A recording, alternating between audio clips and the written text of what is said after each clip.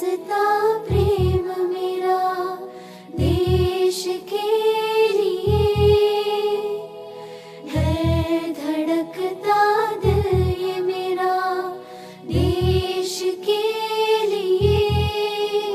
सो आज वचन है मेरा, सो आज वचन है मेरा, हम वोट देने जाएंगे, हम वोट देने जाएंगे देश के लिए, हाँ देश के लिए, हाँ देश के लिए, हाँ देश के लिए।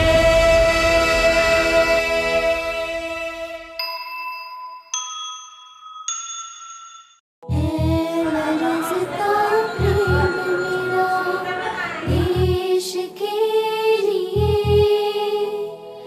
है धड़कता दिल ये मेरा देश के लिए।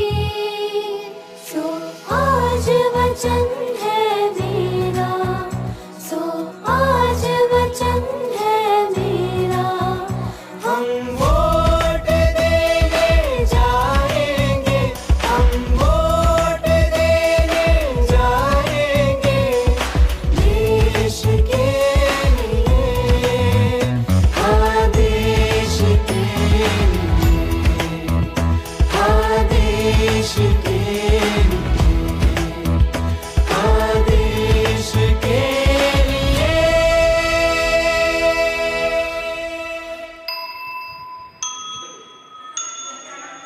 है लरजता प्रेम मेरा देश के लिए,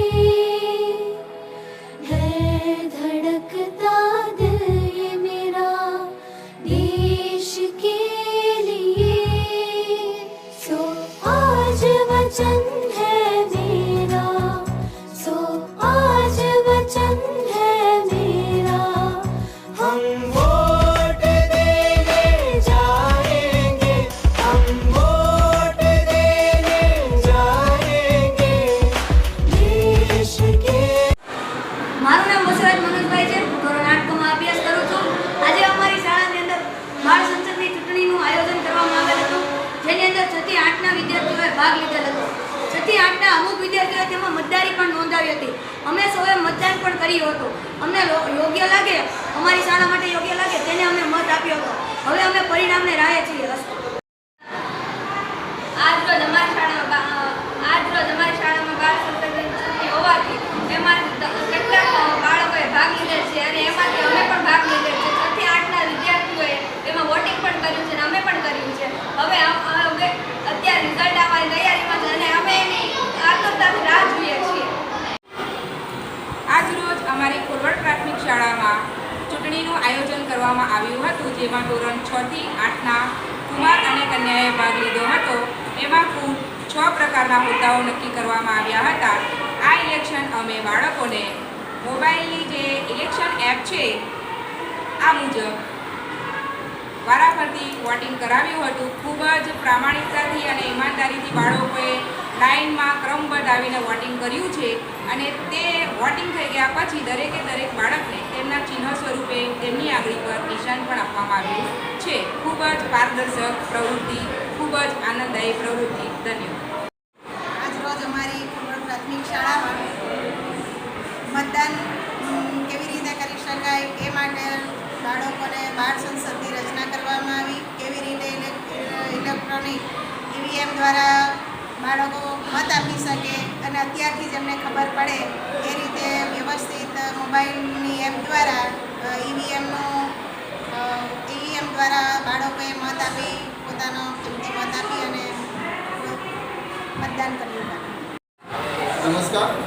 બાળકોમાં લોકશાહીનું જતન કરતા રહે અને બાળકો લોકશાહીનું મહત્વ સમજે એ હેતુસર આજે અમારી શાળામાં બાળ સંસદની શરૂઆત કરવામાં આવી, જેમાં વિવિધ પ્રકારની સમિતિઓ દ્વારા મંત્રીઓનું વિદ્યાર્થીઓએ એમાં નોમિનેશન કર્યું અને ઉમેદવારી જે પ્રોસિજર હતી જાહેરનામાથી લઈને અંત સુધીની તમામ પ્રોસિજર કરીને એટલે વિદ્યાર્થીઓને કોન્સેપ્ટ ખબર પડે, ચૂંટણીનો કોન્સેપ્ટ શું છે, મતદાન કઈ રીતે થાય છે, કઈ રીતે કેવા ઉમેદવારો પસંદ કરવામાં છે, આ બધી પ્રવૃત્તિઓથી બાળકોને માહિતગાર કરવા માટે અમે શાળાના શિક્ષકોએ અને શાળાના આચાર્ય શ્રી ધર્મેશભાઈના માર્ગદર્શન હેઠળ સરસ મજાની એવી પ્રવૃત્તિ કરી અને તમામ વિદ્યાર્થીઓએ ઉત્સાહપૂર્ણ અને સારસ્વત ભાઈ બહેનોએ ખૂબ આનંદથી આ પ્રવૃત્તિ કરાવી અને બાળકોને ખરેખર આ એમના માનસમાં ચિરંજીવ રહે એવો પ્રતિભાવ અને એવી પ્રવૃત્તિ કરી. એ માટે વિદ્યાર્થીઓને આ પ્રવૃત્તિ કાયમ માટે યાદ રહેશે અને બધા